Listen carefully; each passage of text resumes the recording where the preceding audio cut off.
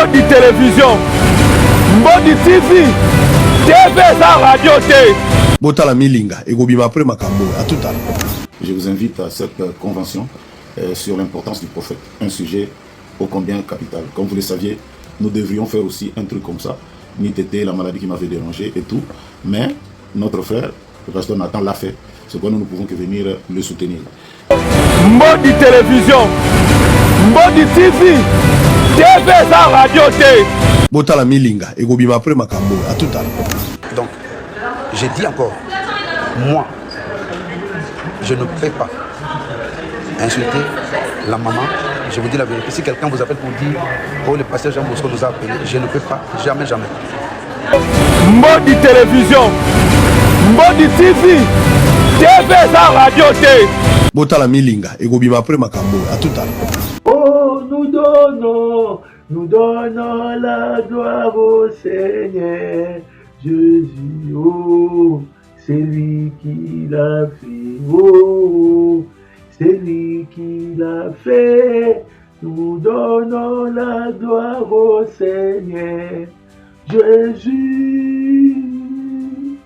C'est lui qui l'a fait par l'amour. TV eza radio T, radio P eza TVT, Mbodi.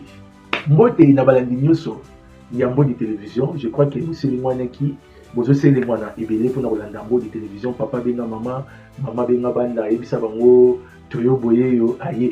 TV eza radio T, radio P eza TVT, Mbodi. Merci beaucoup. Les lots je crois que mon ingaï nanati chapeau ya Père Noël. Bon, mon épée habillage à Père Noël dans Mbodi télévision. Tout commis déjà dans quelques jours, le 25 décembre 2025. Le 25 décembre 2025. Nous avons commis ce jour en haut et là, baluka qui va comme va comité. Donc, Mbodi TV, yangoyo, Mbodi TV yangoyo. TV za radio T. TV za radio T. Donc, yango bomoni tout ça bouillé. Tu l'as dit chapeau, il y a Père Noël. Il va dire chapeau à Père Noël. Les 25 ils ont dit, on a vu sur les chrétiens. On a vu sur les chrétiens, là, jour de célébrer Kabotama à Jésus-Christ. Donc, après le premier, ils ont dit jour où il y a nouvel an. Année à Sika, tu vas dans Jésus. Dans l'Église, soulevé et le Komoko. Dans l'Église, ils ont dit, tu soleil, na bango. Dieu m'avait promis beaucoup de choses, mais tout dans quelques jours, en 2025, Dieu m'avait promis beaucoup de choses. Na lingi na yebisa mutu moko lelo bolandanga na bukeli. Omoni eloko nzamba la kayo na 2025. Eloko o nzamba la kayo na 2025. Ata to komi le 31 décembre 2025. Pour perdre espoir, nous avons un Dieu réel, un Dieu fidèle à sa parole. Dieu ne ment jamais. Sauf qu'il il va s'accomplir. Dans l'Ignape, ça vient l'exemple Moukié. Exemple quand il y a Moukié, il y a Ibélé Moukié. Quand on va ange, il y a une mission pour qu'il y ait une Sodome et Gomorrhe. Il va passer chez Abraham. Mais Abraham, il avait déjà une promesse. Mais l'ange va y pour accomplir. Il y a Sarah Lambeli Bango, Baye, Baye. Tant qu'on va prophétiser, bon, nous avons prophétisé. Tant qu'on va prophétiser, Sarah n'a cuisiné à Zochabadout. La Bible dit quoi? Bon, qu'est-ce qu'il dit? Mbodi. La Bible dit quoi? Bah, ange, pour bazala qui sur l'ana Abraham, bah, remarqua que Sarah a zonyo na mutema na prophétie na. Sarah na mutema zoloba, waneza pour mouiller à résoudre le salut biloba loba. Na lingina ibisa mutu moko. Quel que soit ba doute na yo, quelle que soit la négligence, Dieu, notre Dieu est réel. Il va faire. Il va faire. Et là, on va promettre, comme tu vis, il y a encore de l'espoir. Ne perdre jamais. Il y a toujours vivre. Mais Lazare, il était mort. Lazare, il était mort. L'ami de Jésus, la Bible dit, Lazare, il était l'ami de Jésus, il était mort. Mais toi, tu vis. Vous avez perdre l'espoir. Tout quand on a entendu. Tout ça, il est l'ensemble. Tout ça, il est l'ensemble. Merci beaucoup. Il y a un autre dans la ce message, dans ma serviteur de Dieu, dans la nzambe nyoso, boting de la biso, ba message na bino, ba vidéo, il y a ba joyeux Noël, il y a ba il y a fin de l'année, botin de la biso. Donc on va lancer mon amour de TV parce que tout comme il attend de la fin. Parce que tout comme il a année à Souka, auto qui est 2026. Bateau union sur le travail qui n'a bango, bateau union sur abonné, bat téléspectateurs, vous avez droit, vous lancer un message dans l'ino. Ah ouais, bateau balanda l'ino. Au nom de télévision, TV et ça radio T. Balanda l'ino sur balanda l'ino. Botin de la biso, numéro est affiché. Botin de la biso, vidéo, numéro est affiché dans WhatsApp. Vous savez, vidéo, pasteur, diacre, administrateur, évangéliste, maman pasteur, prophétesse, botin de la biso, vidéo. On va les balancer dans votre télévision. TV et ça radio T, radio P et ça TVT, maudit. Bon, merci beaucoup. Nalina loba eloko moko par rapport na yebisa kabino ke Mbodi TV a été invité dans l'activité moko retraite moko au Salema en plein Paris le 5 décembre 2025. Ça a été invité. On était bien accueillis. On était vraiment bien accueillis. Nous avons dit que tous à la wana na pesi mbote adasa mutu na ngai mutu ya rien to yebo le professionnel wana mutu na ngai ndeko o nzamba pesa na France aza ndeko na ngai nzamba pesa na France et donc c'est ça nde na nzela na yende to komaki na activité wana mais bakolo activité apôtre Bachi na mama Diki apôtre Bachi na mama Diki ba yeba kite ke oyo aza mutu investigation j'ai beaucoup sillonné j'ai beaucoup regardé. Je vis un Dieu réel. La couple wana. Toyo Bolobi, tu as vu un Dieu réel? Oui, monsieur, je vis un Dieu réel. La couple wana. Apôtre Bachi, na maman, Diki. Dans la vérité. Ceux qui vont mourir dans le de la moutou, oui, parce que moutou dans la vérité. Ceux qui vont mourir dans critiquer moutou, moutou wana comme dans les faux. Couple oyo, bozo mona, des tchaka photo. Couple oyo, bozo mona. Ils ont qui premier jour où on a remarqué. Moi j'ai constaté. Couple oyo. Il faut na loba kaka, il faut na loba. Nzambe kukanga monoko il faut que je parle. Il faut na loba couple oyo makambo. Les choses que moi j'ai constatées dans la retraite. Je vais parler. Couple oyo. Apôtre Bachi Mouteba. Na maman Diki Mouteba. Baza couple oyo ba marqué Mbodi TV. D'été. Tiens l'image, tu vas mon retraite et les kaki. TV za radio T. Après tu vas après tu vas Mbodi. Bon mona, ndenge apôtre Bachi Mouteba a tout prêché. Hein? Pasteur Moroboui. Je veux parler un peu de Tchana non peut toujours après. Mbodi télévision. Mbodi TV. TV za radio T. Botala milinga ekobima après makambo à tout à l'heure. Retraite ya makasi Mbodi TV ezalaki invité. Toyaki depuis avant-hier tozalaki logé Marambuto l'équipe bientôt l'équipe toko Marambuto l'équipe bien bino moko bozomona TV za radio T tozolinga to solo la mukie na ndeko na biso Adasa la servante de l'Éternel yepa beta Mbodi. Maintenant, li solo mukie ya retraite oyo ezaki organisé na trône de grâce.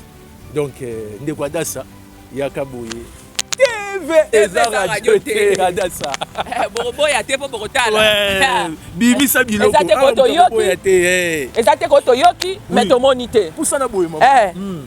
Eza te ko TV za radio. Car neto lo bara TV za radio T. Eza te ke otoyoka ki meto mona kite te. Na TV nyonso to mona pe to yoka. Différence à TV na radio. Ya mona différence à TV na radio. Différence à moi ina mafuta. Ah oui. Awa ezali vidéo. Ah oui. Retraite les kanaki oui. To boité.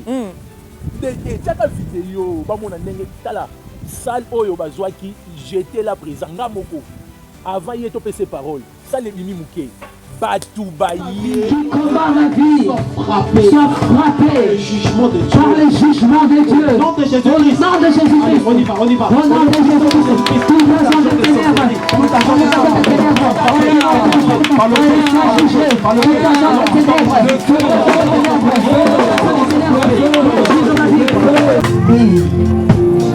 S'il te plaît, je crie vers toi.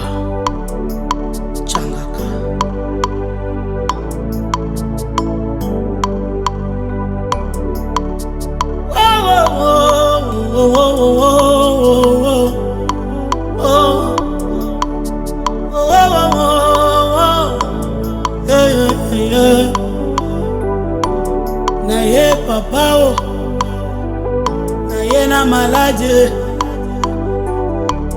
naye mokonzi lokola mwasi akotanga makila naye mokonzi ayo lokola Bartime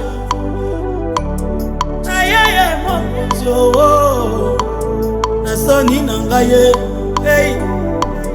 naye mokonzi abwaki ngai libanda naye mokonzi naye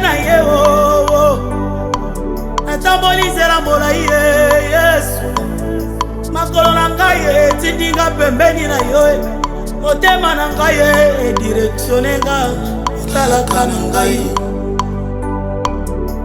mabazo na ngai impose nga otalaka na ngai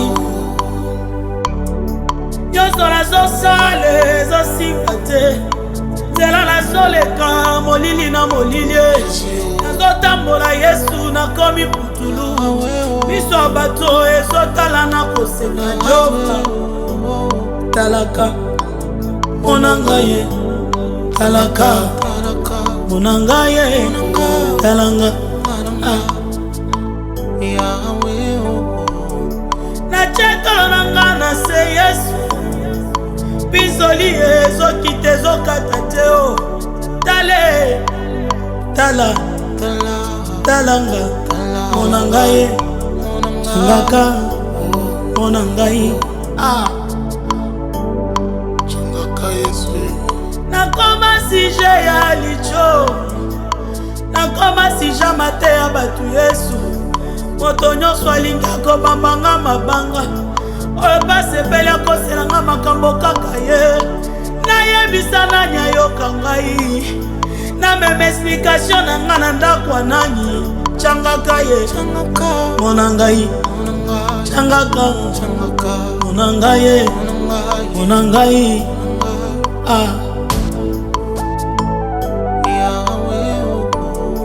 na eklesia nazosambela bazotala nga na basala nzambe bazondima te eke nakoki mpe kotatola yaya babeti tembe na nzamba motema na ngai batali aparence babosani kotala motema Yesu soki oyete na sambwe soki oyete na suki soki oyete na telengani nakolia matite changaka changaka changaka Yesu changaka changaka changaka silenga pardon changaka talaka nanga yaya talaka nanga changaka toyebela wa Yesu tozoluka yo kasi talaka nanga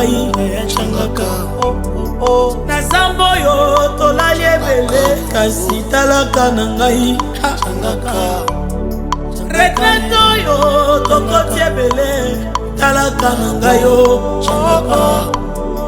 nabalola mvula ekomi osila talaka na ngai changaka nabalola mvula esilie talaka na ngai nazawa Yesu esprit de folie, esprit de folie, allez lâcher,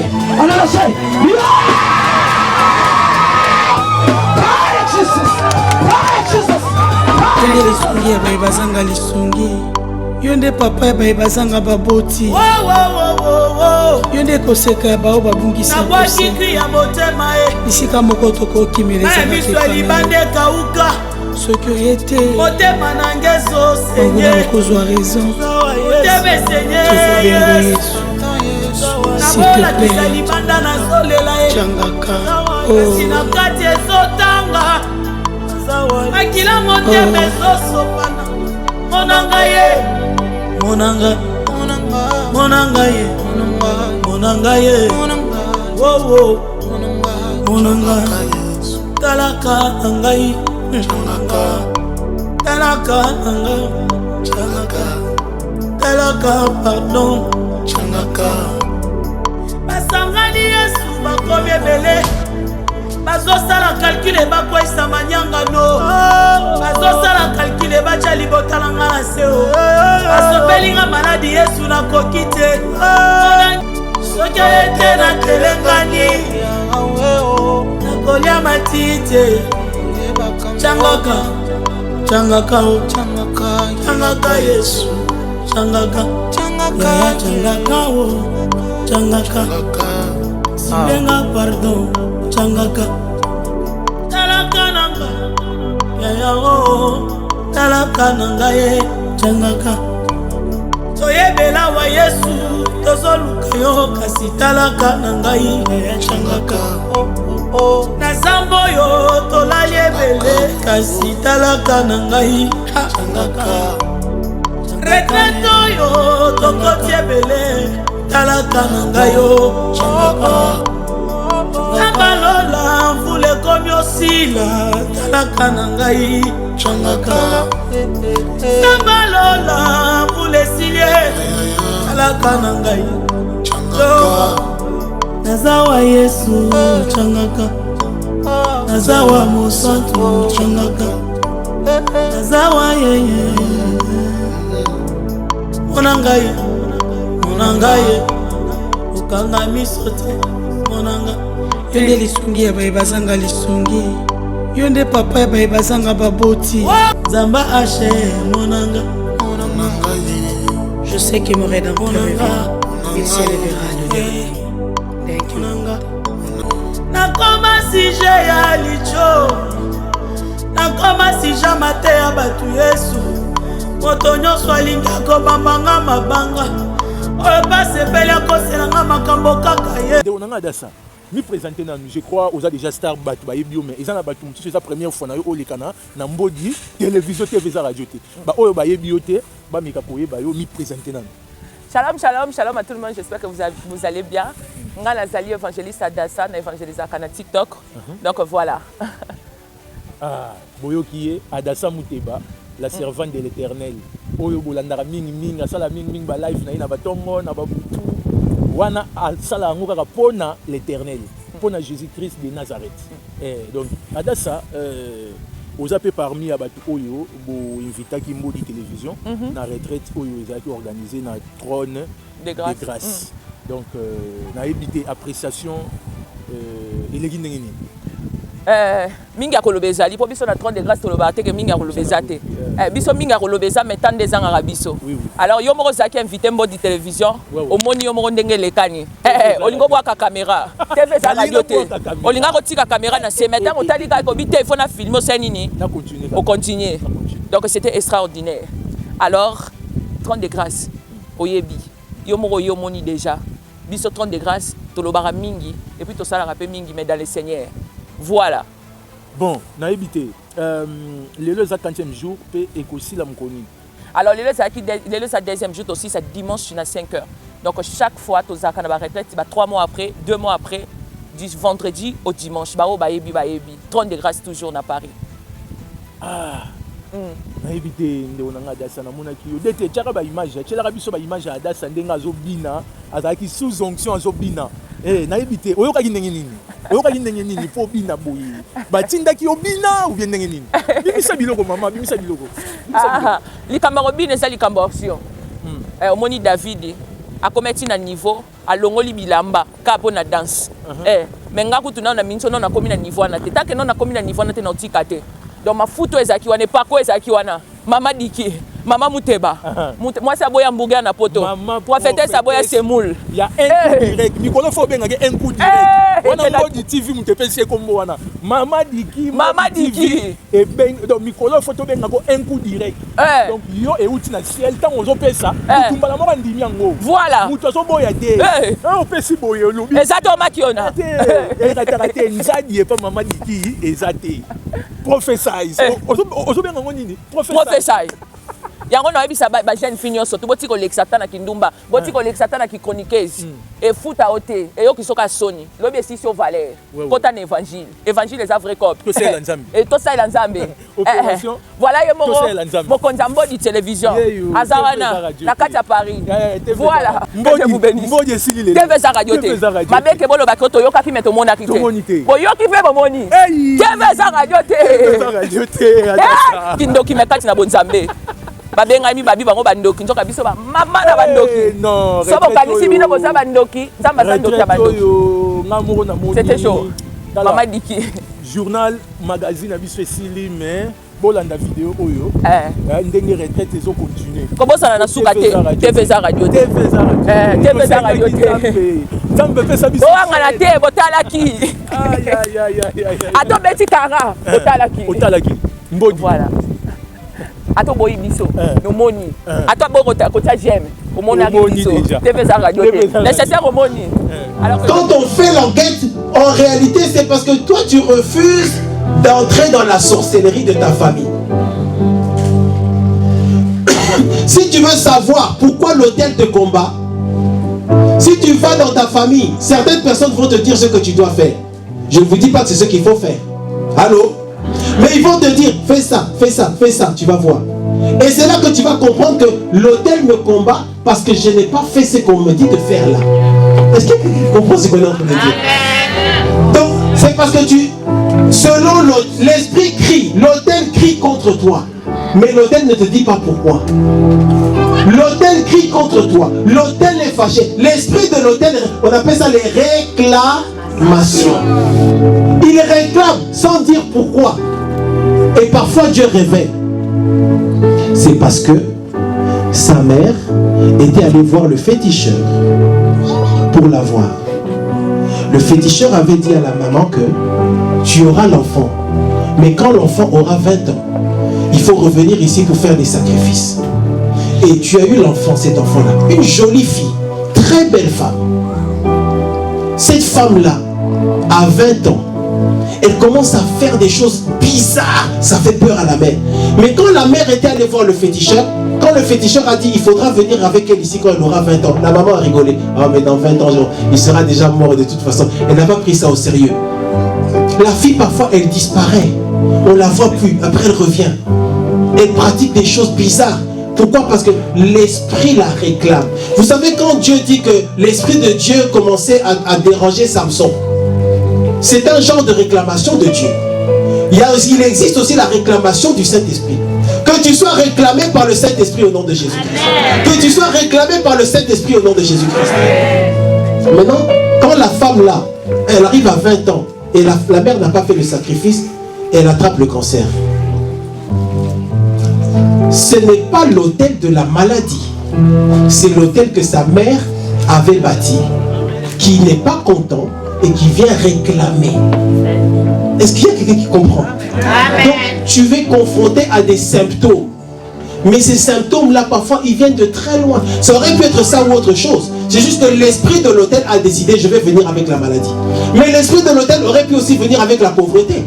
L'esprit de l'autel va te frapper simplement avec une affliction. Les limitations. Les limitations. Les combats dans le mariage, ça vient des autels. C'est-à-dire, l'autel interdit le mariage. Ou bien, l'autel permet le mariage, mais il y aura ou il doit y avoir divorce. Est-ce que tu es avec moi?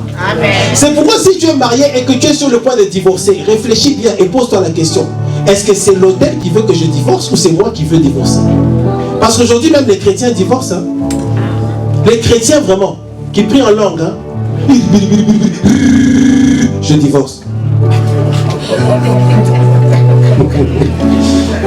Il a oublié par la langue. Le chrétien, non, je ne veux pas. C'est fini. C'est l'autel, dans certains cas, c'est l'autel qui interdit le mariage. Donc ce que tu fais là, le problème qui s'est passé là, c'est juste une excuse pour que l'autel puisse t'influencer, pour que tu décides de faire ces choses. Ou alors, comment l'autel combat le mariage? Il empêche les enfants, il empêche d'avoir des enfants.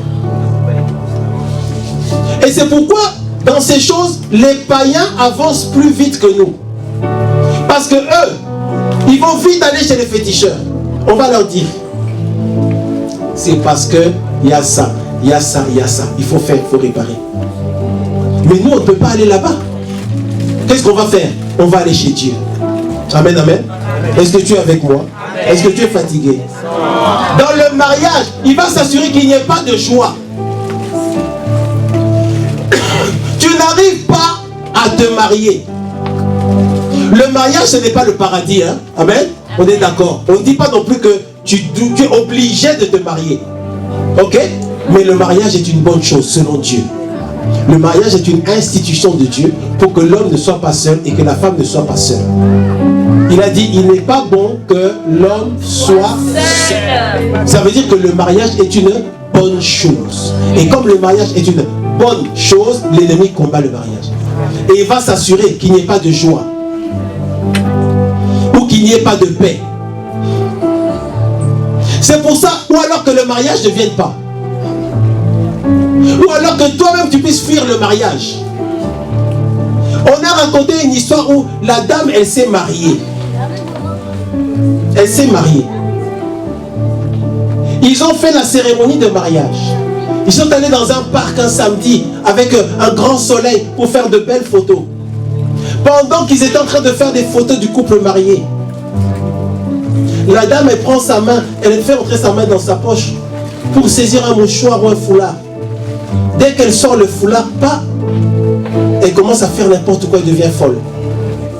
Elle devient folle, elle commence à arracher ses vêtements, elle commence à déchirer ses vêtements. Les gens viennent, qu'est-ce qui se passe? Qu'est-ce qui se passe? On appelle les SAMU, ils arrivent, on l'emmène là-bas. 3 jours après, on vous dit qu'elle est dans un établissement pour les gens qui ont un problème avec la tête.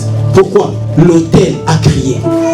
Mais je déclare sur ta vie au nom de Jésus-Christ, tout autel qui crie contre toi soit consumé par le feu de Dieu au nom de Jésus-Christ. La mort prématurée. La mort prématurée. Quand la mort prématurée se manifeste, ce sont les autels. Les gens qui décèdent dans les familles. Les gens qui meurent dans les familles. On ne sait pas pourquoi. On ne comprend pas pourquoi. C'est la mort prématurée. La mort qui est provoquée par les autels. Est-ce que vous voyez jusqu'où ça peut aller? La mort prématurée. Mais la délivrance est en Jésus-Christ. Les échecs, non-accomplissement, non-achèvement, le rejet. L'autel peut créer le rejet ou provoquer le rejet. Que tu sois rejeté par les gens. Si tu vois que tu es souvent rejeté, c'est parce qu'il y a un autel. Amen, amen, amen. Dieu, pour te bénir, il va toujours passer par les hommes.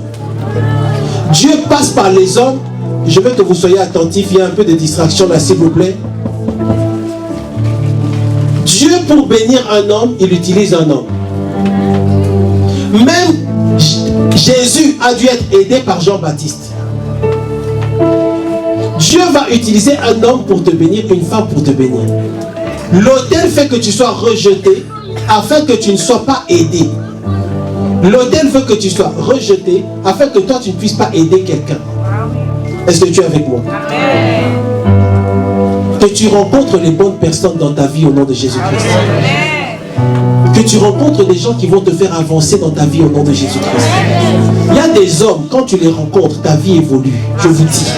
Il existe aussi des femmes, quand tu les rencontres, ta vie évolue. On appelle ça les bienfaiteurs. Que tu ne sois pas rejeté par les gens qui doivent te faire évoluer au nom de Jésus-Christ. Ta bénédiction est dans ma main et ma bénédiction est dans ta main. Ça veut dire que Dieu va passer par quelqu'un pour te bénir. Dieu ne va pas descendre lui-même ici. Non, il va utiliser quelqu'un. Que tu rencontres ceux qui doivent te bénir. L'autel veut que tu ne rencontres jamais ceux qui doivent te bénir. Sur le plan spirituel et dans le physique, il y a des gens qui sont mandatés pour te bénir. Ils sont là, hein? Mais simplement l'autel les a bloqués. Il y a des gens qui sont, ils ont ce que tu cherches là. Eux, ils donnent ça gratuitement aux gens. Il faut que tu rencontres cette personne-là. Il y a des gens, ils ne pensent pas, la grâce existe. Tu sais avec quoi la grâce? La grâce existe. Il y a des gens qui vont être heureux de te bénir. Amen. Parce que c'est le temps de Dieu et parce que c'est la bonne connexion et c'est ce que Dieu veut. Amen. Et ils vont se sentir mal s'ils ne te bénissent pas. Parce qu'ils sont poussés par Dieu. Mais l'autel fait que ces gens-là s'éloignent de toi. Maintenant, si les seules personnes qui doivent vraiment t'aider, si les seules personnes à qui Dieu a donné ce dont toi tu as besoin s'éloignent de toi, qui va te donner ce dont tu as besoin? Si les seules personnes qui doivent te bénir, dans le spirituel ou dans le physique, s'éloignent de toi. Dans la vie, souvent, il y a juste 2, 3, 4 ou 5 personnes. Comme ça. Si tu ne rencontres pas ces 2, 3, 4, 5 personnes-là, ta vie ne va... Tu vas rien faire. Mais je prie pour toi au nom de Jésus-Christ, que tu sois libéré de tout autel des ténèbres au nom de Jésus-Christ. Je prie pour toi, tout autel qui éloigne les gens qui doivent essuyer tes larmes, soit brisé au nom de Jésus-Christ. Je prie pour toi, tout autel qui éloigne les gens qui doivent changer ta vie en bien, qu'il soit consumé par le feu de Dieu au nom de Jésus-Christ. Je prie pour toi, tout autel qui éloigne les gens qui doivent t'ouvrir les portes, soit brisé au nom de Jésus-Christ. Je prie pour toi, tous les gens qui doivent te permettre d'avancer plus vite dans ta vie, qui sont retenus par les autels des ténèbres, qui soient libérés au nom de Jésus-Christ. Que Dieu puisse parler de toi à quelqu'un. Bien-aimé, c'est tellement puissant quand quelqu'un t'appelle et dit, Dieu m'a dit. Donc Dieu t'a parlé pour moi. Dieu m'a dit, Dieu va utiliser un homme pour te bénir, une femme pour te bénir. Mais il faut que l'autel n'empêche pas ça. Il y a des gens que Dieu a mandatés pour te donner. Ils te cherchent. S'ils sont spirituels, quand ils vont te voir, ils vont dire, mais je te cherchais.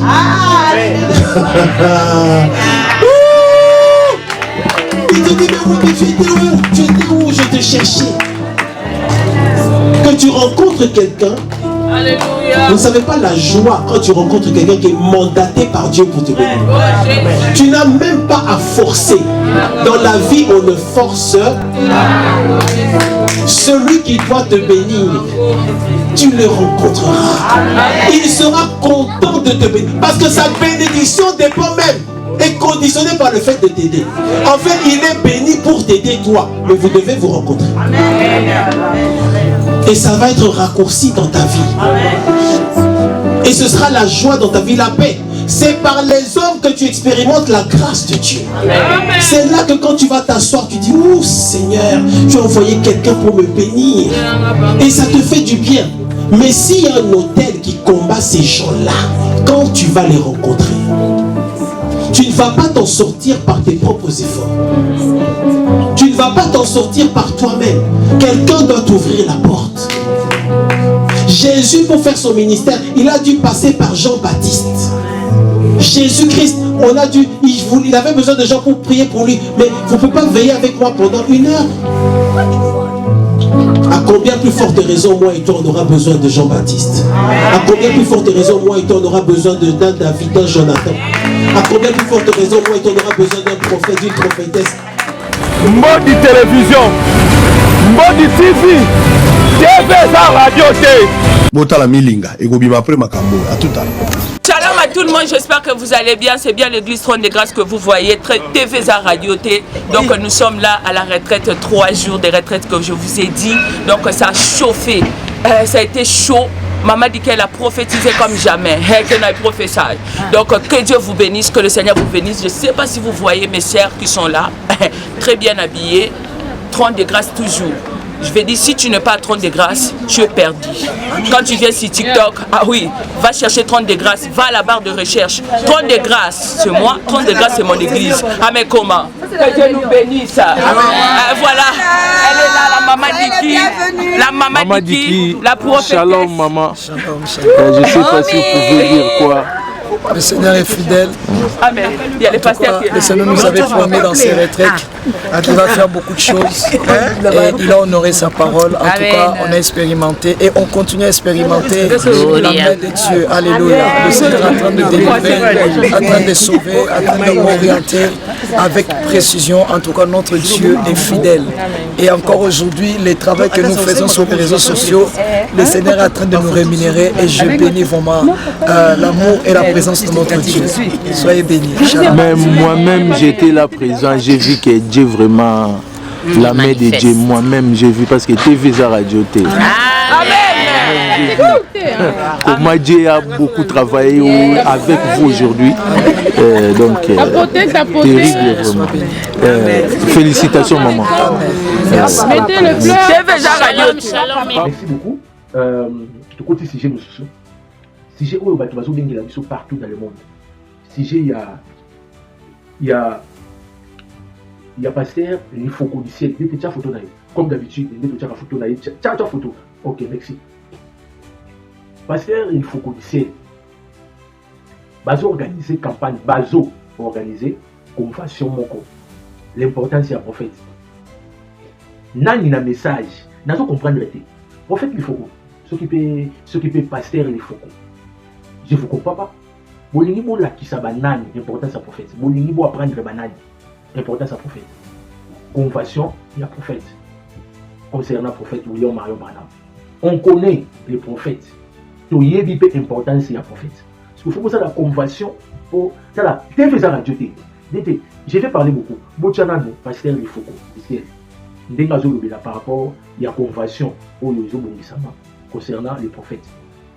Bisombodi tu bois un prophète Branham tu rejeter et péter mais un prophète. Mais Jésus-Christ de Nazareth, il est plus que prophète Branham. Beaucoup qui jamais n'attendent autre comme ils attendent de la fin. Beaucoup qui jamais ont prêché, que ça dans la convention, pour expliquer l'importance du prophète. On ne disconvient pas. Prophète, Aza prophète majeur, Aza premier prophète, ou Aïda message attend de la fin. On ne disconvient pas. On a besoin d'écouter le nom de Jésus, de Jésus-Christ de Nazareth. On a besoin d'aller au ciel. Prêchez-nous Jésus. T'es fait ça, tu es beau capacité il faut après tu causes après. Alors, très chers frères et sœurs, pasteurs, serviteurs de Dieu, ceux-là qui prennent le pasteur life comme leur ancien, je vous invite à cette convention sur l'importance du prophète, un sujet ô combien capital. Comme vous le saviez, nous devrions faire aussi un truc comme ça, ni tété, la maladie qui m'avait dérangé et tout, mais notre frère, le pasteur Nathan l'a fait. C'est pourquoi nous ne pouvons que venir le soutenir. Vous savez, en parlant de cela, il y a juste une citation de Frère Branham qui me vient à l'esprit. C'est dans la prédication du message à l'âge de l'église de la Odyssée de Dallas, lundi le 9/6/58, paragraphe 1. Il dit: tous mes remerciements, l'assistance applaudit. Tous mes remerciements, c'est un privilège d'être ici ce soir à Dallas. J'étais vraiment impatient dans une grande expectative pour revenir encore une fois dans cet état du Texas. Il y a quelques temps, quand j'étais à Waterloo, j'étais entré en contact avec Frère Lindsay, qui m'a invité à cette convention de la voie de la guérison. Plus tard, j'ai rencontré à Chattanooga notre cher ami, Frère David Duplessis, qui m'a aussi inspiré pour venir prendre part à cette convention, juste pour voir s'il y a groupe de gens et ainsi de suite. C'était très gentil de leur part de me demander d'être leur orateur du soir pendant ces 6 soirées.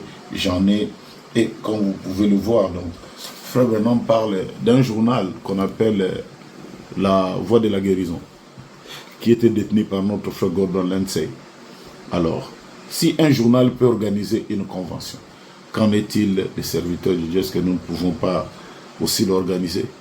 Il n'y a que chez nous où ça pose problème, tel à organiser. Qui est-il?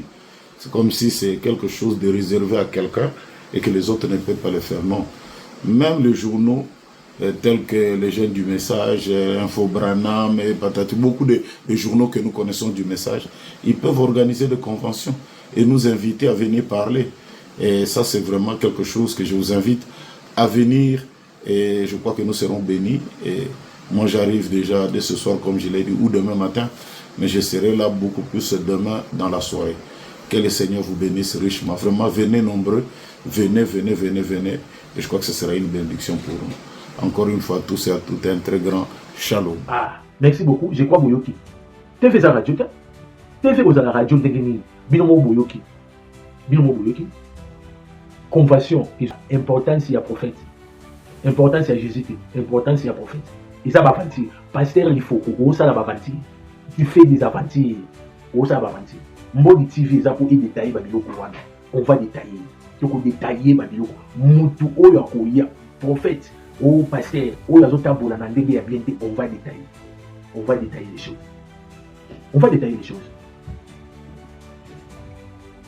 On va détailler les choses. On va détailler. Les gens dans un petit chapeau, il y a Père Noël. Il y a Père Noël. Parce que tu as mis dans le temps, il y a Joyeux Noël. TV Radio T, Radio P et TVT. Mbodi. Merci beaucoup. Tu as mis dossier Oyo. Il y a importance à prophète. On va revenir. On va les parler. On va revenir. Tu vas les parler. Oui, monsieur, je vais les parler. On va les parler. Trop, c'est trop. Vous voyez pourquoi ça va battre le roi, non, nous sommes bien enseignés. Nous sommes bien nourris. Et pas Barouti, Kasso, Léonard, Bizani, TV et Radio P, Radio P et TVT, Mbodi.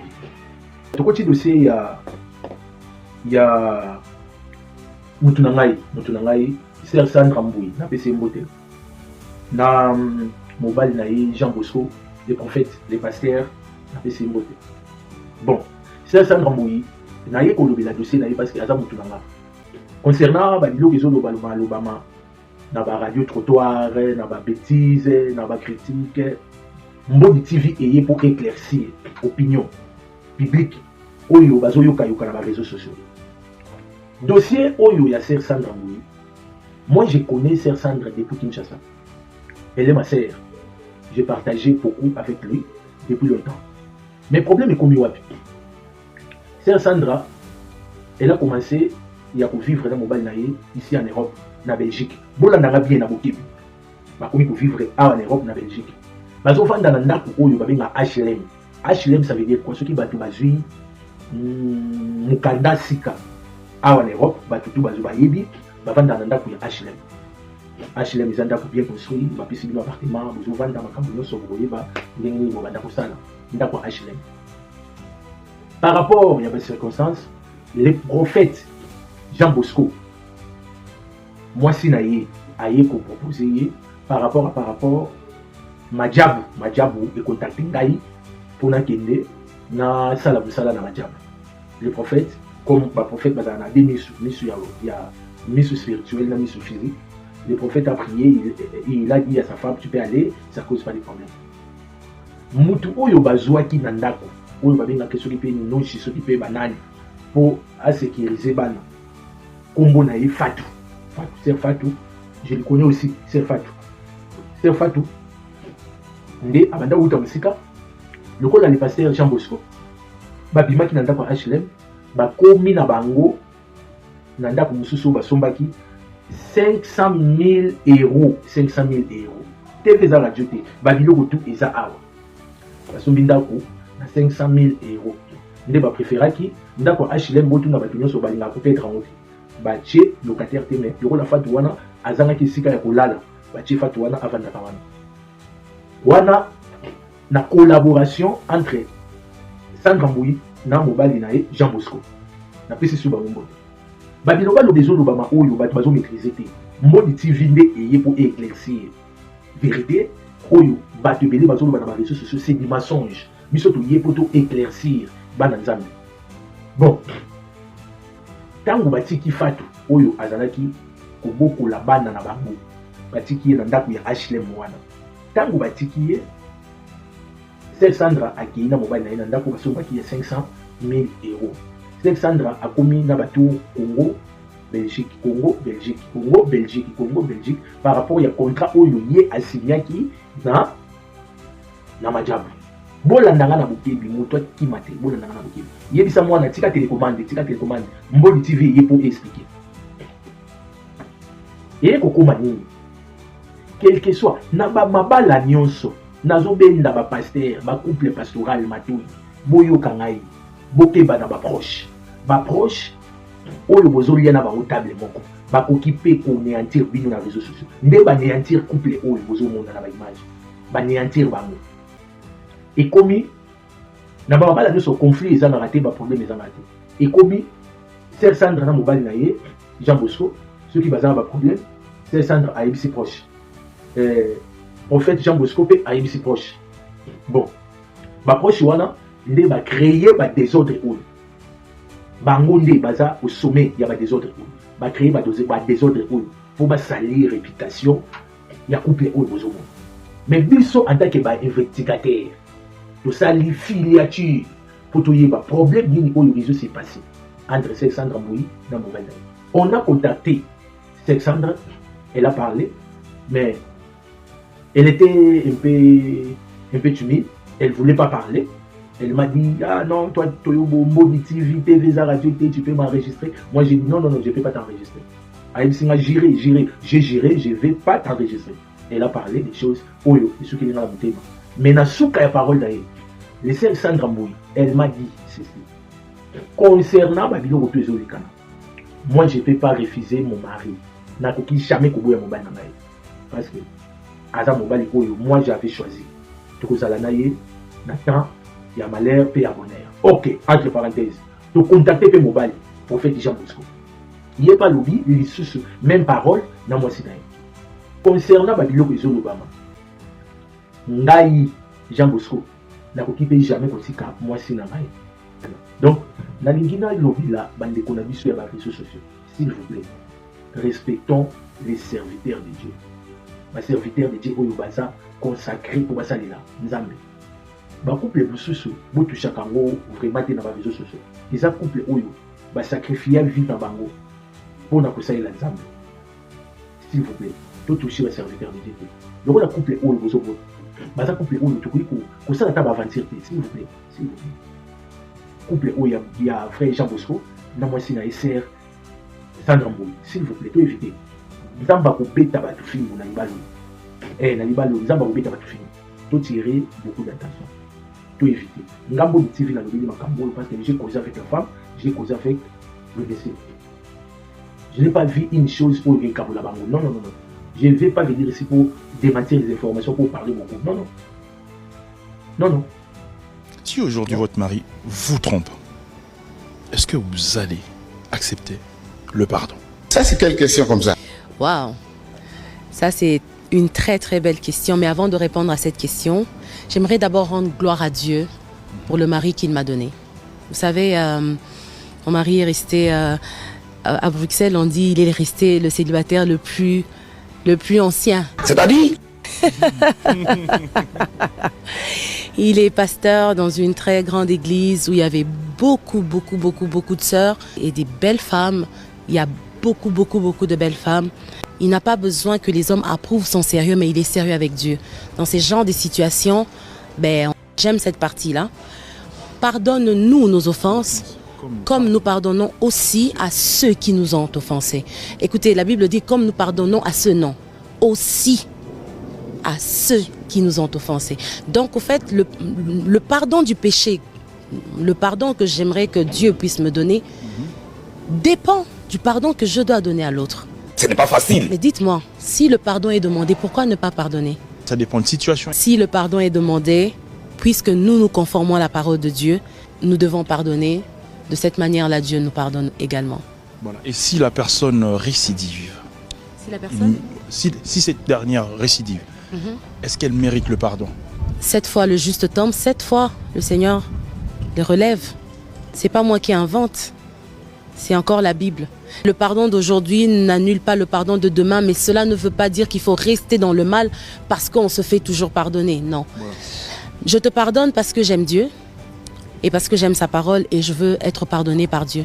Mais si toi tu continues à le faire sciemment, le salaire du péché, c'est la mort. Là, je ne serai pas dedans. Jean Bosco a appelé, donc ce n'est pas moi. Pour insulter la maman de mes enfants, pourquoi? Donc alors, prions seulement, prions Dieu. Prions le Seigneur, priez pour nous. Donc, les gens qui se demandent, vous êtes divorcé, je vois des gens qui disent, le pasteur, je n'ai jamais quitté ma maison. Jamais, jamais, jamais. Je n'ai jamais quitté ma maison. Donc, prions, nous sommes à la fin de l'année, hein, prions Dieu. Donc, prions Dieu. Vous voyez, je n'ai pas de lettre de divorce et je ne peux pas divorcer. Donc, je ne suis pas dedans. Nous prions le Seigneur, nous continuons, nous avançons avec Dieu. Vraiment que Dieu vous bénisse abondamment. Aujourd'hui, nous tendons vers la fin de l'année. Vous savez, je vais vous dire une chose. C'est l'invisible qui dirige le visible. Il y a parfois des choses qui se préparent déjà dans le monde des ténèbres. On vient vous l'annoncer. Donc, j'ai dit encore, moi, je ne peux pas insulter la maman. Je vous dis la vérité. Si quelqu'un vous appelle pour dire « Oh, le pasteur Jean Bosco nous a appelés », je ne peux pas, jamais, jamais. Jamais. Sandra m'a donné des beaux enfants, Alexia et Yohan. Donc, vous pouvez raconter ce que vous voulez. Je ne dirai jamais. Vous ne me verrez pas, moi, passer sur les réseaux sociaux pour humilier ma femme. Jamais. Et si je le faisais, par exemple, donc je ne peux pas insulter ma femme, ni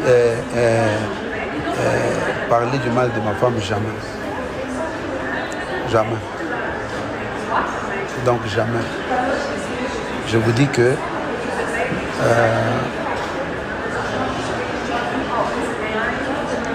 soyez vraiment bénis. Je ne suis pas là pour me défendre.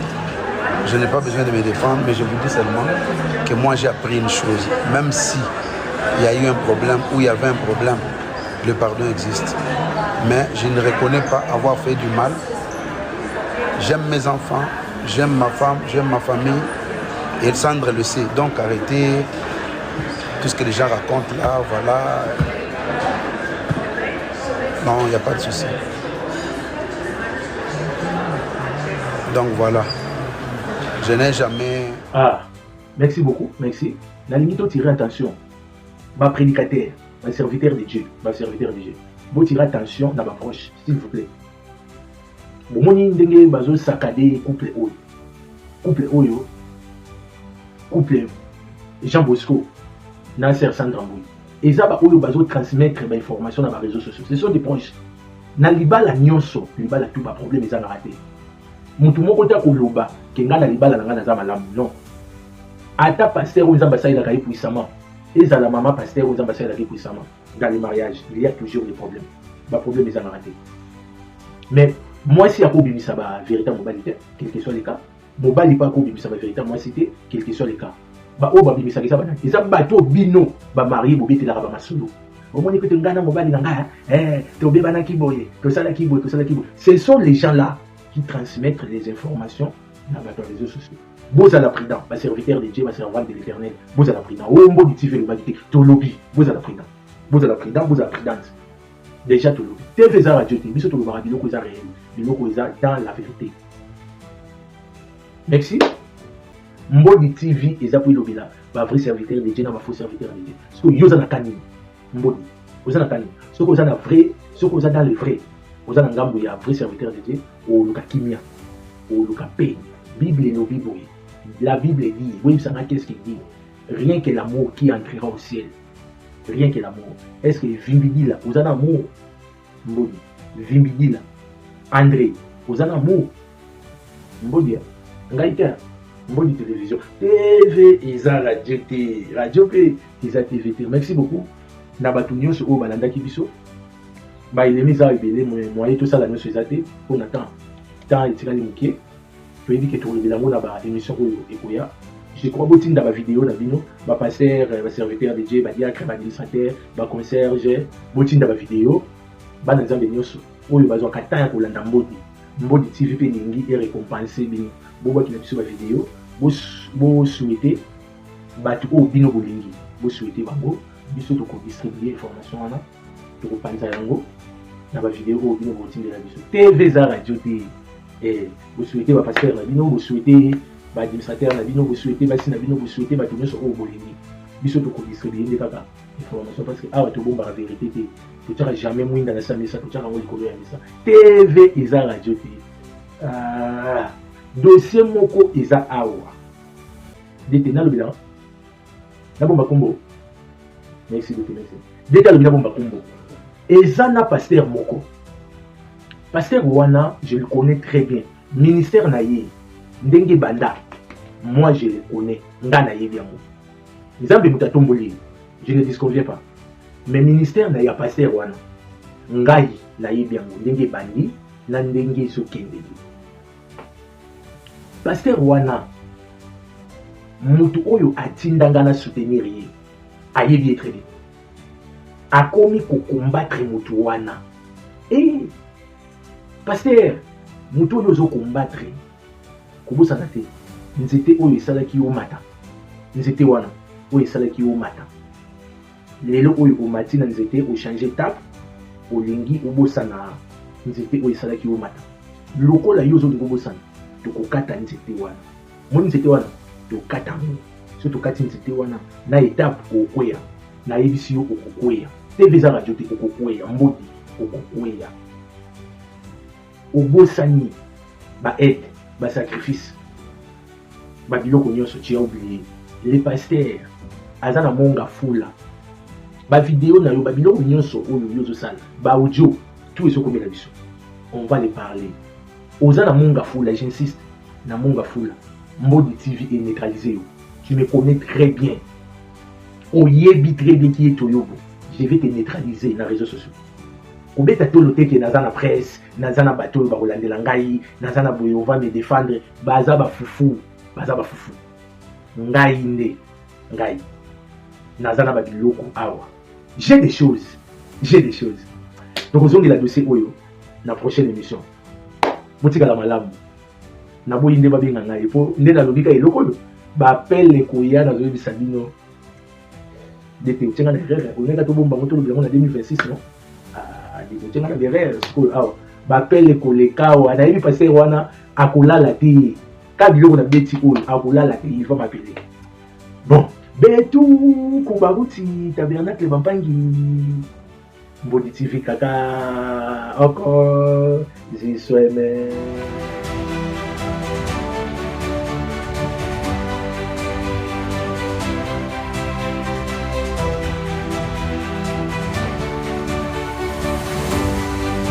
nase ya moya Kinshasa tala nene Kinshasa moi naza kotoka tosambelaki nzambe pesa biso chaîne ya vérité chaîne oyo koya na vérité kobeta bambodi nzambe ayaki kolela biso tala lelo nzambe apesi biso Mbodi télévision Mbodi TV TV eza radio te nafukami mpo kopesa nzambe merci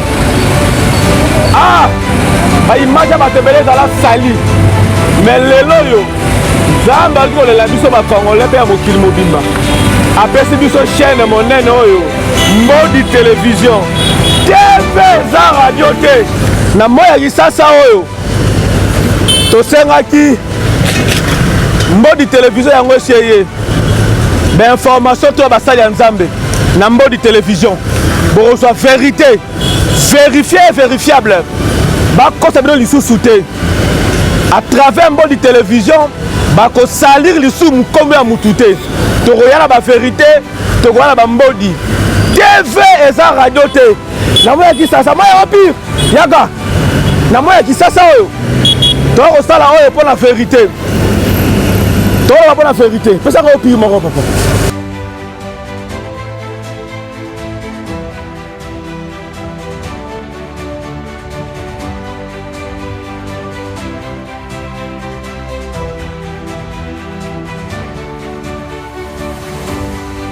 elima ya eau pure mpona kitisa motema mpona sabino TV eza radio te tokutani na Mbodi télévision à suivre.